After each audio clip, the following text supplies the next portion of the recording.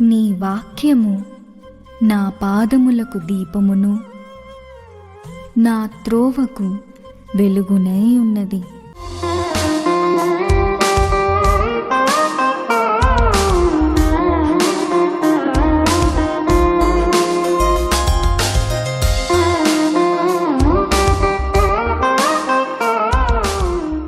వాక్య దర్శన వీక్షకులకు, దైవమందిర విశ్వాసులకు, దేవుని ప్రజలైన మీ అందరూ కూడా ప్రత్యేకమైన వందనాలు, క్రీస్తు నామములో శుభములు తెలియజేస్తున్నాను. ఆమేన్. సమయంలో దేవుడు మనకి ఈ రాత్రి ఒక అంశాన్ని జ్ఞాపకం చేస్తున్నాడు. దేవుడు సమర్పణ చేయమన్నాడా అన్న ఒక ప్రశ్న క్రైస్తవ లోకంలో ఉంది. ఆ విషయం గురించే దేవుడు మాట్లాడడానికి ఇష్టపడుతున్నాడు. సమర్పణ ఖచ్చితంగా చేయమన్నాడు దేవుడు. సజీవ యాగంగా మీ దేహాల్ని సమర్పించుకోమని చెప్తున్నాడు. చూడండి, అక్కడ సమర్పణ అంటే మనల్ని మనం అప్పగించుకునుట, మనల్ని మనం సరిచేసుకుని దేవునికి ఇష్టమైన పాత్రగా మనమే మలుచుకోవాలి కదా. చాలామంది ఏమంటారు, దేవుని ఆలోచన ఎరిగినప్పుడు ఆయనకి ఇష్టమైన పాత్రగా మనమే మలుచుకోవాలి. ఒక కుమారుడు కలిగి ఉన్నప్పుడు వాడు ఏ డ్రెస్ కొంటే ఇష్టపడతాడో ఆలోచన మనకు తెలిసినప్పుడు ఆ డ్రెస్ కొనడానికి మనం ప్రయత్నం చేస్తే దాన్ని బట్టి వాడు సంతోషిస్తాడు, అంతే కదండి. అలాగే తండ్రి అనే దేవుని ఆలోచన ఎరుగున్న మనం ఏ విధంగా ఏ విషయంలో సమర్పించుకుంటే ఆయన ఇష్టపడతాడో మనం తెలుసుకోవాలి. 3 విషయాల్లో సమర్పణ కలిగి ఉండాలి దేవుని సందులో. లోకము విషయంలో సమర్పణ కలిగి ఉండాలి, దేహము విషయంలో సమర్పణ కలిగి ఉండాలి, ఏమండి, హృదయం విషయంలో కూడా సమర్పణ కలిగి ఉండాలి. లోకము విషయంలో సమర్పణ అంటే ఏంటి? లోకము స్నేహము దేవునికి వైరము. కాబట్టి ఈ లోక స్నేహం దేవునికి వైరం కనుక మనం శత్రువు అయిపోతాం. కనుక మనం దేవునికి ఇంకా మిత్రులుగా ఉండాలంటే, స్నేహితులుగా ఉండాలంటే ఈ లోక స్నేహము వైరం అని తెలుసుకుని లోకంతో స్నేహము చేయకూడదు. లోకం అంటే మనకు చూసే చెట్లు, ఆకాశం, భూమి అది కాదు. లోకస్తులైన మనుషులతో స్నేహం కలిగి ఉండకూడదు. మాట్లాడచ్చు, అభిమానించవచ్చు, గౌరవించవచ్చు, కానీ వాళ్ళు అనుసరించే మార్గాలను అనుసరించకూడదు. లోకస్తులు ఈ లోక సంబంధమైన సంపాదన సంపాదించుకోవాలని ప్రయాసపడతారు, ఈ లోకాన్ని కూడబెట్టుకోవాలని ప్రయాసపడతారు, ఈ లోకాధికారం కావాలని ప్రయాసపడతారు. దానికోసం ఎన్నెన్నో మోసములు చేస్తారు, ఎంతమందినో కష్టపెడతారు, ఎంతమందినో మాయ చేస్తారు. ఏమి చేసినా సరే అది మాయగా, అన్యాయంగా వారికి కనబడదు. వారి మార్గం సరైనదిగా కనబడుతుంది వాళ్ళకి. కానీ తుదకి మరణానికి తీసుకెళ్తున్న సంగతి వారి ఎరుగకయే పాపము చేస్తూ, ఎరుగురికయే మోసములు చేస్తూ వారి మనసులో ఉన్నటువంటి లోకానుసారమైన ఇచ్చను, వాంఛను తీర్చుకుంటానికి ముందుకెళ్తుంటారు. అట్టి వారితో మన స్నేహము చేయకూడదు. అదండి, వారి ఆలోచనల ప్రకారం నడవకూడదు. వారితో కలిసి ఉన్నా, మాట్లాడినా, వారి పక్కనే ఉన్నా దేవుని ఆలోచన నెరవేర్చాలి. ఎందుకంటే లోకము దాని ఆశ గతించిపోతుంది, అది నిలిచుండేది కాదు. దేవుని రాజ్యం నిత్యము నిలిచుంటుందండి. కనుక దేవుని సందులో ఒకవేళ ఒక అధికారాన్ని సంపాదించుకునేందుకు ఒక 5 ఏళ్ళ పాటు ఉంటుంది, తర్వాత పోతుంది. ఆ తర్వాత గౌరవం కూడా పోతుంది. కొంత ఆస్తి సంపాదించుకునేందుకో వెర్రవీకి వ్యసనాపరుడైపోయి అనేకుల్ని అనుభవించాలని దురాశ, వాంఛ కలిగి ఉన్నాడనుకో ఆస్తికత్త పాడవుతుంది, శరీరానికి రోగం వస్తుంది, మంచాన పడినప్పుడు, వ్యాధి బారిన పడినప్పుడు అతను హేళన చేయబడతాడు. ఇలాంటి పరిస్థితులు ఉంటాయి. కాబట్టి లోక స్నేహము దేవునికి వైరము. అది నిన్ను పాడు చేస్తుంది, నిన్ను మభ్య పెడుతుంది, మాయ చేస్తుంది, భ్రమపరుస్తుంది లోకం. కాబట్టి మొట్టమొదటిగా లోకం విషయంలో ఏమై ఉండాలి? యేసుక్రీస్తు లోకంలోనే జీవించాడు 33.5 సంవత్సరాలు. కానీ ఎక్కడ కూడా లోకానుసారంగా ఆయన జీవించలేదు, ఆత్మానుసారంగానే జీవించాడు. మన వాళ్ళే ఆకలి కలిగి ఉన్నాడు, దాహం కలిగి ఉన్నాడు, కన్నీరు కార్చాడు. లాజరు చనిపోయినప్పుడు, కొంతమంది చనిపోయినప్పుడు బాధపడ్డాడు, దుఃఖపడ్డాడు, ఏమండి, అన్నీ కలిగి ఉన్నాడు, శరీరంతో కలిగి ఉన్నాడు. కానీ ఈ శరీరమును ఈ లోకమునకు ఎంత మాత్రం కూడా అంటనివ్వలేదు. ఆయన పరలోకం నుంచి ఎలాగొచ్చాడు, ఈ లోకంలో కూడా అలాగే జీవించాడు. పరలోక రాజ్య సంబంధిగా ఉన్నాడు తప్ప ఈ లోక సంబంధిగా ఆయన జీవించలేదు. ఆమేన్. కాబట్టి నువ్వు రాజులకు రాజు అంటే అవును నేను రాజునని లోకస్తులు చెప్పినట్టుగా చెప్పలేదైనా, నువ్వు అన్నట్లే అన్నాడు అంతే. ఆయన ఏ రాజు గురించి మాట్లాడాడు? దేవుని రాజ్యం గురించి రాజు గురించి మాట్లాడాడు ఆయన. ఈయన ఏ రాజు గురించి అడిగాడు? ఈ లోక సంబంధమైన రాజు గురించి అడిగాడు.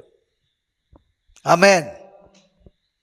కాబట్టి దేవుని సంధానంలో మనం ఎప్పుడు కూడా లోక విషయంలో సమర్పణ కలిగి ఉండాలి. రెండోది దేహం విషయంలో సమర్పణ కలిగి ఉండాలి. దేహం విషయంలో సమర్పణ అంటే చాలామంది కూడా సమర్పణ అంటే వస్తువులు తీసేస్తారు. హృదయంలో ఉన్న పగని, ద్వేషాన్ని, కలహాన్ని, శరీరేచ్ఛల్ని, శరీర వాంఛలు తీసుకోరు. వాళ్ళు వాంచి ఎవరి మీద తీర్చుకుంటారు? వాళ్ళ పిల్లల మీద తీర్చుకుంటారు. వాళ్ళ పిల్లలకు చేయిస్తారు వస్తువులు. వాళ్ళు అందంగా కనబడితే వీళ్ళు చూసి ఆనందిస్తారు. ఏమండి, హృదయంలో మరి తీసుకోలేకపోబట్టే కదా తన ఆనందాన్ని, తన అందాన్ని తన కుమార్తెలు చూసుకుని ఇష్టపడుతుంది. అలాంటి క్రైస్తవులు చాలామంది ఉన్నారు. అది దేవునికి ఇష్టం కాదు. సమర్పించుకోవడం అంటే నీ హృదయంలో నువ్వు సమర్పించుకుంటే నీ పిల్లలను కూడా సమర్పిస్తావు, వాళ్ళ అలంకరణ సమర్పిస్తావు. నీ హృదయాన్ని సమర్పించుకోవాలి ముందు. హృదయం అన్నిటికంటే ఘోరమైన వ్యాధి కలిగింది, మోసకరమైంది. అది నిన్ను మోసపరుస్తుంది, నీ ఆలోచన విధానాన్ని మారుస్తుంది. కాబట్టి మొట్టమొదటిగా నీ దేహాన్ని సమర్పించుకోవాలంటే నీ హృదయాన్ని సమర్పించుకోవాలి. నీ హృదయాన్ని సమర్పించుకోకుండా నీ దేహాన్ని సమర్పించుకోలేవు. ఈ రెండింటిని సమర్పించుకోకుండా లోకానికి వేరే జీవించలేవు. ఆమేన్. కాబట్టి మనం ఇట్టి మీద సమర్పణ కలిగి ఉండాలని దేవుడు జ్ఞాపకం. ఆదికాండం 32 అధ్యాయం చూడండి. ఆదికాండం 32 అధ్యాయము 27, 29 వచనాలు చదువుతాను, వినండి. 27, 28, 29. అక్కడ ఆయన నీ పేరేమని అడుగుగా యాకోబు అని చెప్పాను. అతడు ఆయన నీవు దేవునితోనూ మనుషులతోనూ పోరాడి గెలుచుదు గనుక ఇక మీదట నీ పేరు ఇశ్రాయేలే గాని యాకోబు అనబడదని చెప్పాను. అప్పుడు యాకోబు నీ పేరు దయచేసి తెలుపమను.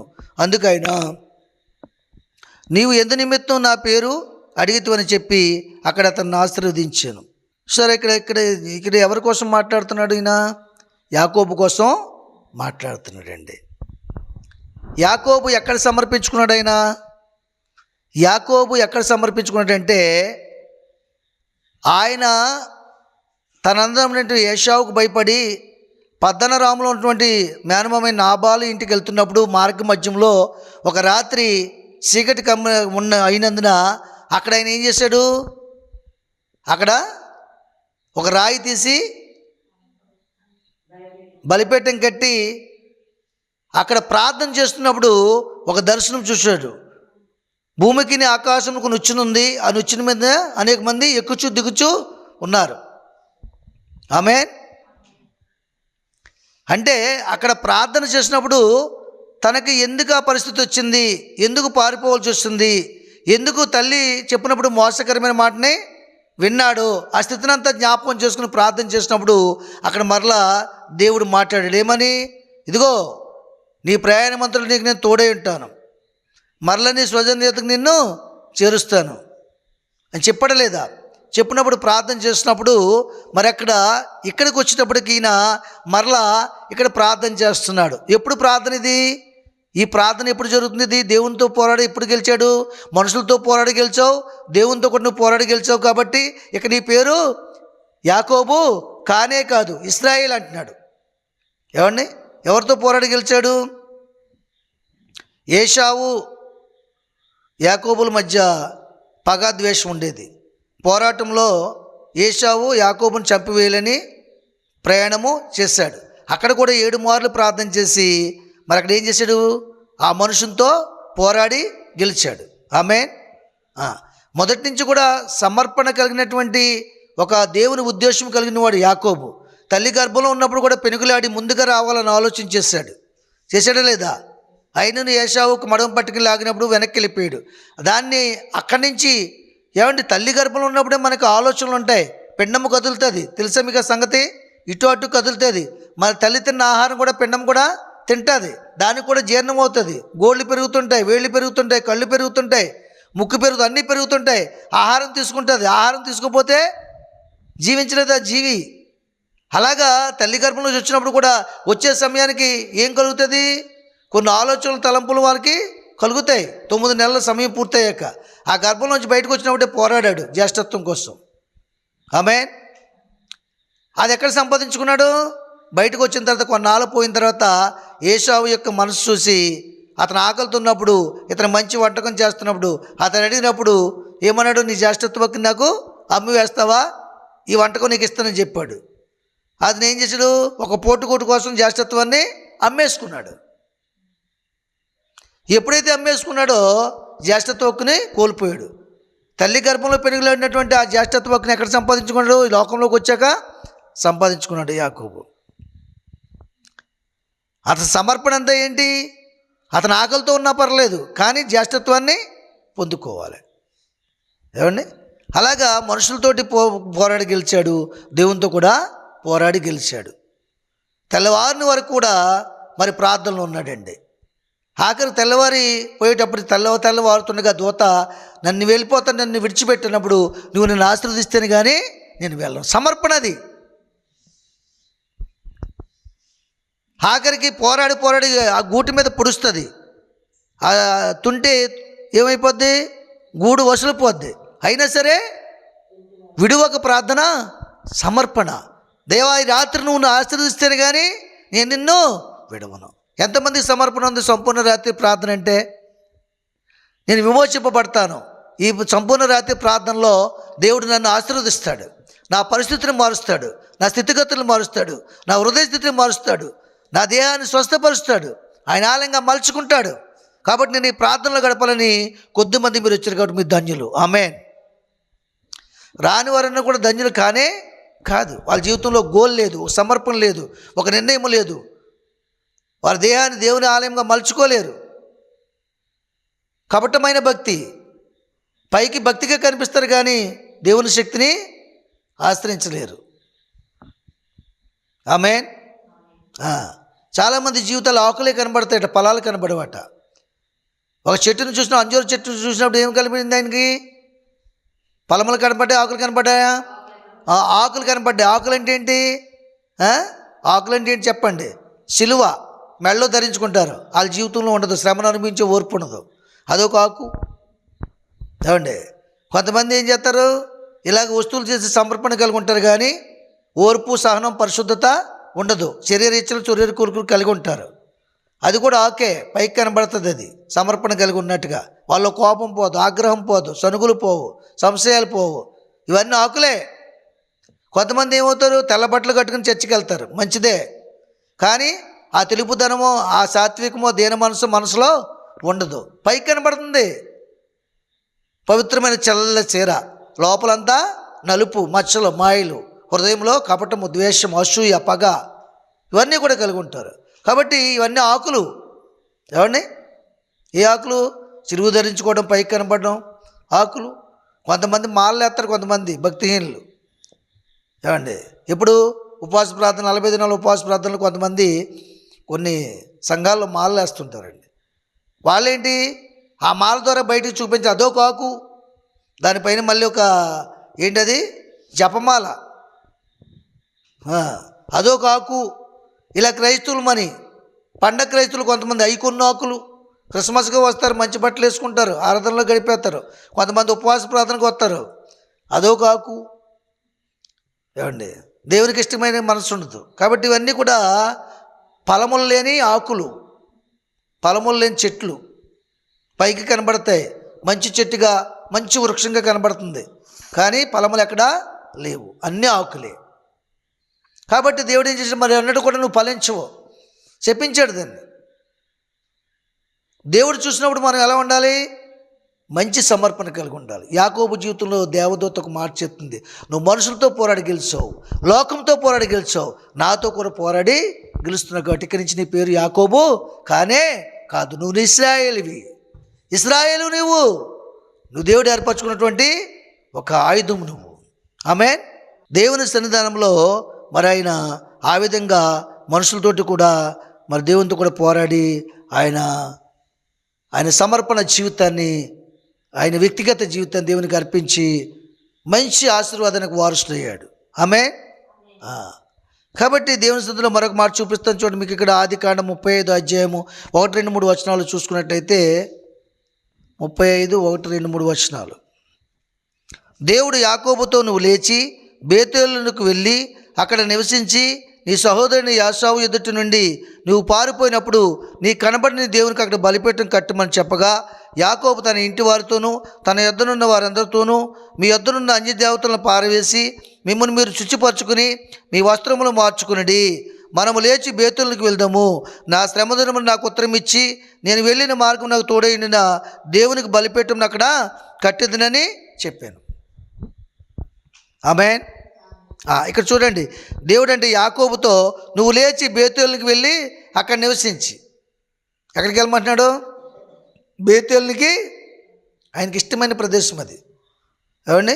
వెళ్ళి నీ సహోదరుని యాసావు ఎదుటి నుండి నువ్వు పారిపోయినప్పుడు నీకు కనబడిన దేవునికి అక్కడ బలిపీఠంను కట్టుమని చెప్పగా, నీకు కనబడిన దేవునికి బలిపీఠము కట్టమన్నాడు బేతేలును. నీ అన్నదమ్ముల దగ్గర నుంచి పారిపోయినప్పుడు బేతేలును బలిపీఠము కట్టమని చెప్తున్నాడు. అక్కడ ఏం చెప్తున్నప్పుడు యాకోబు తన ఇంటి వారితో వారందరితో కూడా మీ యొద్దనున్న అన్య దేవతలను పారవేసి మిమ్మల్ని మీరు శుచిపరచుకుని మీ వస్త్రమును మార్చుకునండి. ఈ మాట చెప్పాడా దేవుడు ఆయనకి? మీ వాళ్ళని పవిత్రపరచమని చెప్పాడా? లేదు. ఎందుకంటే బలిపీఠం కడుతున్నాడంటే అది దేవుని బలిపీఠము, అది పరిశుద్ధమైనది, మహాబల ప్రభావము కలిగినది, ఆయన తేజస్సు అందులో ఉంటుంది. కాబట్టి వాళ్ళ దగ్గర ఏమున్నాయి చెప్పండి? లాబాను ఇంటిని దొంగిలించుకు వచ్చింది కదా రాహేలు. విగ్రహాలు, బంగారు విగ్రహాలు ఉన్నాయి. ఏమండి? వాటన్నిటిని కూడా ఏం చేయమన్నాడు? అన్య దేవతలను పారవేసి మీ యొద్దనున్న అన్య దేవతలను పారవేసి మిమ్మల్ని మీరు శుచిపరచుకుని మీ వస్త్రాలు మార్చుకోండి. మిమ్మల్ని మీరు శుచిపరచుకోండి అంటే పవిత్రపరచుకోండి. అపవిత్రమైన దాన్ని దాచుకోవద్దు. అది లోకంలో విలువైందే కావచ్చు, కానీ దాన్ని పారేసేయాలి. ఇప్పుడు మీరు చూసారా? పారవేయడం అంటే ఏంటి? అది సమర్పణ. ఇంతవరకు దాన్ని ప్రేమించే కదా తండ్రి దగ్గర అబద్ధం ఆడింది, తండ్రిని మాయ చేసింది, భర్తను మాయ చేసింది, అవి ఇష్టమనిగా తెచ్చుకుంది. కానీ నీకు ఇష్టమైన దాన్ని ఏదైనా సరే నువ్వు విడిచిపెడితేనే దేవుని చిత్తం జరిగించేవాడు. అది సమర్పణ. ఆమేన్. కనుక అక్కడ చెప్తున్నాడు, ఎందుకంటే దేవుడు నన్ను బలిపీఠం కట్టమన్నాడు. మీరు నా జనులై ఉన్నారు. ఇదిగో మనం అపాయకరమైన స్థితిలో ఉన్నాం, మన శ్రమలో ఉన్నాం. ఈ శ్రమలోంచి దేవుడు తప్పించాలంటే, ఈ ఆపదను తప్పించాలంటే మనం మొట్టమొదటిగా ఆయనకి ఇష్టమైన పని చేయాలి. ఆయనకి ఇష్టమైన పని ఏంటంటే నన్ను బలిపీఠం కట్టమన్నాడు, బేతేలుకి వెళ్ళమన్నాడు. కాబట్టి మొట్టమొదటిగా మీ దగ్గర ఉన్నటువంటి విగ్రహాలు మీరు పారవేసేయండి. మిమ్మల్ని శుచిపరచుకోండి, పవిత్రపరచుకోండి, పరిశుద్ధపరచుకోండి, మీ వస్త్రాలను మార్చుకోండి. వస్త్రం అంటే ఏంటి? మనస్సు. వస్త్రం అంటే ఏంటమ్మా? మనసు. విగ్రహం అంటే మనసులో ఉండే దుష్ట ఆలోచన, దురాలోచన, దుష్టికి సంబంధించిన ప్రతి ఆలోచన, వాటిని తీసి పారేయాలి. అవి ఎక్కడ పారేయాలి? ఎక్కడ ఉంటాయి? అవి లోకంలోంచి వస్తాయి మనలోకి. కాబట్టి లోకంలోనికే విసిరివేయాలి. వాక్యాన్ని లోపలికి తీసుకోవాలి. ఆమేన్. మీ వస్త్రములు మార్చుకోవాలి, మీ మనసును మార్చుకోవాలి. వస్త్రం అంటే మనస్సు. నీ మనసును మార్చుకోవాలి. అది మారు మనసు. మార్పు చెందాలి, రూపాంతరం చెందాలి, సజీవయంగా సమర్పించుకోవాలి, నిబంధన మంత్రాన్ని ఏర్పాటు చేసుకోవాలి. యాకోబు చెబుతుంది అదే. మీరు బ్రతికి జీవించాలంటే, బ్రతికి బట్టకట్టాలంటే మీ పైన ఉన్న బట్టలు మార్చుకోవడం కాకుండా మీ అంతరంగాన్ని మార్చుకుని మీ హృదయంలో ఉన్నటువంటి వాటి మీద ఉన్న ఆశని విడిచిపెట్టి వాటిని పారవేయండి. అప్పుడు దేవుని పని చేయడానికి మనం యోగ్యులం అవుతాం. అది సమర్పణ జీవితం. లేకపోతే నువ్వు పాడుతున్న పాటలు కానీ, నువ్వు చెప్పే వాక్యం కానీ, నువ్వు ఇచ్చే కానుక కానీ దేవుని యొద్దకి చేర్చబడదు. దానివల్ల ఆశీర్వాదము ఉండదు. ఆమేన్. జీవితకాలం అంతా దొంగగా మిగిలిపోయింది, కానీ దానివల్ల అనేక ప్రమాదాలు వచ్చాయి. కానీ ఆ విగ్రహాల వల్ల ఏమైనా లాభం పొందుకుందా రాహేలు? వారెవరైనా లాభం పొందుకున్నారా? లేదండి. అది బంగారం విగ్రహాలే, కానీ వారికి ప్రయోజనం లేనివి అయిపోయినాయి. ఆఖరి పారవేయాల్సి వచ్చింది. ఈ లోకస్థితిని దేన్ని నమ్ముకున్నా, దేన్ని దగ్గర ఉంచుకున్నా, దాచిపెట్టుకున్నా దానివల్ల నీకు నష్టమే కానీ కష్టమే కానీ ఆశీర్వాదం ఉండదు. ఆమేన్. కనుక అలాగ వారు మరి అక్కడ దేవుని నీతిని ఏర్పరచడైనా సమర్పించుకున్నాడు లేదా? మొట్టమొదటి తనను తాను సమర్పించుకున్నాడు. రెండోది దేవునితో పోరాడు, మనుషులతో పోరాడాడు, దేవుని చిత్తాన్ని జరిగిస్తున్నాడు, కుటుంబాన్ని కూడా సమర్పిస్తున్నాడు.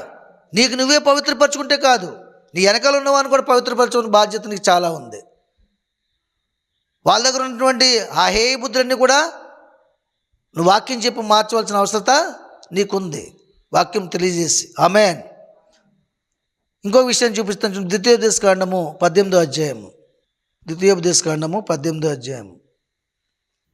ద్వితీయోపదేశకాండము 18వ అధ్యాయము 9, 10, 11 వచనాలు చూద్దాం మనం. చూడండి, ఇక్కడ నీ దేవుడైన యెహోవా నీకు ఇచ్చుచున్న దేశమున నువ్వు ప్రవేశించిన తర్వాత ఆ జనముల ఏ కృత్యములు నువ్వు చేయ నేర్చుకొనకూడదు.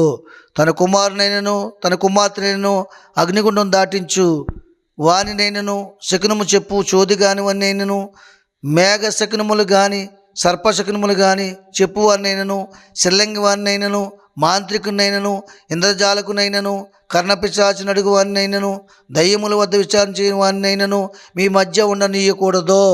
వీటిని చేయు ప్రతివాడు యెహోవాకు హేయుడు. వీటిని చేయు ప్రతివాడును యెహోవాకు హేయుడు. ఆ హేయములైన వాటిని బట్టి దేవుడైన యెహోవా నీ ఎదుటి నుండి జనములను వెళ్ళగొడుచున్నాడు. ఆమేన్. సరే, ఇది దేవునికి ఇష్టం లేదనమాట. ఏమన్నాడైనా, నీ దేవుడైన యెహోవా నీకు ఇచ్చుచున్న దేశమున నువ్వు ప్రవేశించిన తర్వాత ఆ జనముల ఏ కృత్యములు నువ్వు చేయ నేర్చుకోకూడదు. లోకంలోనే జీవించాలి, లోకంతో ఉండాలి, కానీ ఆ జనముల ఏ కృత్యములు, వారి ఆలోచన విధానం, వారి ఆచారం మనం నేర్చుకోకూడదు. దేవుని సందులో యథార్థంగా జీవించాలి. తన కుమారునైనను తన కుమార్తెను అగ్నిగుండం దాటించి వారినైనను శకునము చెప్పు చోదిగానైనను మేఘశకునములు గాను సర్పశకునములు కానీ చెప్పు వారినైనను శిల్లంగి వారినైనా మాంత్రికునైనా ఇంద్రజాలకునైనను కర్ణపిశాచమును అడుగు వారినైనను దయ్యముల వద్ద విచారణ చేయవనైనను మీ మధ్య ఉండనీయకూడదు. ఆమేన్. చాలామంది ఏం చేస్తారు, క్రైస్తవులు రోగం తగ్గలేదు అనుకోండి, మొల చుట్టూ కట్టేస్తారు రక్షరేకులు, దయ్యాల దగ్గర విచారణ చేస్తారు, మాంత్రికుల దగ్గర విచారణ చేస్తారు. ఎవరైనా ఏదైనా పెట్టారేమని ఎక్కడికైనా వీళ్ళు తెలుసుకుందామంటారు. ఇలాంటి ఆలోచనలు మన మధ్యన ఉన్నాయి. ఏమండి, అలాంటివన్నీ ఏం చేయకూడదంటే మన మధ్యన ఉండనీయకూడదని చెప్తున్నాను. మరి దేవుడు మన మధ్యన ఉండనీయకూడదన్నవాడు ఆయన ఉంచుతాడో చెప్పండి. మీరు దేవుడిని నమ్ముకున్నారో ఇలాగ అయిపోయారు, అలాగే అయిపోయారు, చనిపోయారు, రోగాల బారిన పడ్డారని చెప్పుకుంటారు జనాలు. కానీ దేవుని వాక్యం ఏం చెప్తుంది? అలాంటి మనసు కలిగిన ఉన్నవాడిని మీ మధ్యన ఉండకూడదని చెప్తుంది. అలాంటి వాళ్ళు ఎవరైనా మన మధ్యకు వచ్చి మనం ఏం చేయాలి? వాళ్ళని ఆ మనసు మార్చుకుని రమ్మని చెప్పాలి. వాళ్ళు మన మధ్యన ఉంటే మనకి కూడా నష్టం ఉంది. ఆమేన్. నష్టం ఉందండి. మరి అందుకని దేవుడు ఏం చేస్తాడు? మనకి నష్టం కలగకుండా, యథార్థవంతులు నష్టపోకుండా మన మధ్యన ఉండొద్దని చెప్పినైనా ఆయనే కొన్ని సందర్భాల్లో దూరపరుస్తాడు, శ్రమలకు గురి చేస్తాడు. అప్పుడే తెలుసుకుంటారని. నువ్వు దేవుని దగ్గర ఆలోచన చేయాలి. నీకు ఏది కావాలన్నా, కర్ణపిశాచు వాళ్ళనైనను మంత్రగాళ్ళనైనను శకునం చెప్పువాళ్ళు, చోది చెప్పువాళ్ళు, చాలామంది చోది చెప్పించుకుంటారు. అవన్నీ జరిగాయి నా కళ్ళ ముందు. కొంతమందిని పిలిపించుకుని చిలక జాతకం చెప్పించుకుని చోది చెప్పించుకుంటే దేవుని యొద్దకు ఎందుకు రావడం? ఏమండి, అట్టి హేయమైన వారు దేవునికి కూడా హేయులట్టాళ్ళు. దేవునికి హేయులైన వాళ్ళు ఇక్కడ ఉంచుతాడైనా పరలోకంలో స్థానం ఉంటుందా? పరలోకంలో స్థానం ఉండదు, భూమి మీద కూడా స్థానం ఉండదు. నీ హృదయంలో దేవుని వాక్యానికి స్థానం ఉండదు. దేవుని దృష్టి నీ మీద ఉండదు. అలాంటి వారిని మీ మధ్యన ఉండవద్దని చెప్తున్నాడు ఆయన. ఇవన్నీ చేసేసి దేవునికి విరోధమైన పనులు చేసి, అలాంటప్పుడు దేవుడిని ఎవరు నమ్ముకోమన్నారు? నిన్ను నీ విశ్వాసాన్ని కొనసాగించే మనసు ఉంటేనే నమ్ముకోవాలి. నిజమైన దేవుడిని నమ్మితేనే పరిపూర్ణ నమ్ముకోవాలి. లోక సంబంధంగా బాప్తిస్మం తీసుకుని క్రైస్తవుడు అనిపించుకుని దేవుని చిత్తాన్ని జరిగించకుండా, నిర్ణయం లేకుండా, నిబంధన లేకుండా నీ ఇష్టాన్ని నువ్వు జీవిస్తూ ఇంకా లోకానుసారంగా సిద్ధాంతాలు పిలుచుకుని, ప్లాన్లు వేయించుకుని, పెళ్ళిళ్ళకి ముహూర్తాలు పెట్టించుకుని, రోగాలు వస్తే రక్షరేఖలు కట్టించుకుని, దయ్యములను వెంబడిస్తూ వాళ్ళకి బలార్పణలు ఇస్తూ వాళ్ళ డబ్బు నీ కష్టార్జితం అటుకెళ్ళి పోసి దేవుని సందులో 10 రూపాయలు కూడా కానుకేయకుండా ఇలాంటి బ్రతుకుని వాళ్ళని దేవుడు హేయులని ఉంచుతున్నాడు. ఆయనకి ఏమైందాన్ని ఆయన ఉంచుతాడా? ఆయన స్థలంలో ఒక గొంగళ పురుగు వచ్చి రోజు మన గిన్నెల చుట్టూ తిరుగుతుంది అనుకోండి, భోజనం దగ్గర, మనం ఉంచుదామా? అది మనకి ఏం కదా, దాన్ని త్రోసివేస్తాం, కాలుతో నలిపివేస్తాం అవసరం అయితే కదా. మరి అంతే. కాబట్టి ఇలాంటి బ్రతుకులు, ఇలాంటి స్థితి కలిగి ఉన్న వారు దేవునికి ఇష్టలు కాదు. మరొక మాట చూపిస్తాను. ద్వితీయోపదేశకాండం 30 అధ్యాయం 20 చూడండి. నీ పితరులైన అబ్రహాము, ఇస్సాకు, యాకోబునకు ఆయన ప్రమాణం చేసిన దేశంలో మీరు నివసించినట్లు యెహోవాయే మీ ప్రాణమునకును నీ దీర్ఘాయుష్కును మూలమై ఉన్నాడు. కాబట్టి నీవును నీ సంతానం బ్రతుకుచు నీ ప్రాణమునకు మూలమైన దేవుడైన యెహోవాను ప్రేమించి ఆయన వాక్యమును విని ఆయన హత్తుకున్నట్లు జీవమును కోరుకునండి. ఆమేన్. సరే, ఎంత చక్కని మాటలు ఇవి. ఏమండి? నీ పితరులైన అబ్రహాము, ఇస్సాకు, యాకోబులకు ఆయన ప్రమాణం చేసిన దేశంలో మీరు నివసించినట్లు యెహోవా నీ ప్రాణమునకు నీ దీర్ఘాయుష్కు మూలమై ఉన్నాడు. నీవు ఈ లోకంలో బ్రతకాలన్నా పరలోకంలో బ్రతకాలన్నా నీ ప్రాణమునకు నీ దీర్ఘాయుష్కి ఎవరు మూలమై ఉన్నారు? యెహోవాయే మూలమై ఉన్నాడు. దేవుడే మూలమై, నువ్వు నమ్మిన దేవుడు మూలమై ఉన్నాడు అనుకోవాలి. నువ్వు మూలరాళ్ళు ఎక్కడ వేయకూడదు, అక్కడ వేయకూడదు, ఈ పక్క మూసేయాలి, ఈ పక్క మొయ్యకూడదు, ఇటు వెళ్ళకూడదు, ఇటు ద్వారం పెట్టకూడదు. ఏమండి? మరి ఇన్ని ఆపగలిగి నువ్వు ఈ ప్రాణాన్ని ఆపుకోగలవా? నీ ఆయుష్ని ఆపుకోగలవు నువ్వు? ఆయుష్కాలం మన చేతిలో ఉంది, అవును కదండి? ప్రాణం ఆయన చేతిలో ఉందండి. జీవన మరణాలు దేవుని చేతిలో ఉన్నాయి. అందుకని భక్తుడు ఏమంటాడు? ఆయన ఆయుష్కాలం గురించి ఏమన్నాడు? అనుదినము నీ అనుగ్రహమే ఆయుష్కాలము నీ వరమే. అనుదినము నీ అనుగ్రహమే ఆయుష్కాలము నీ వరమే.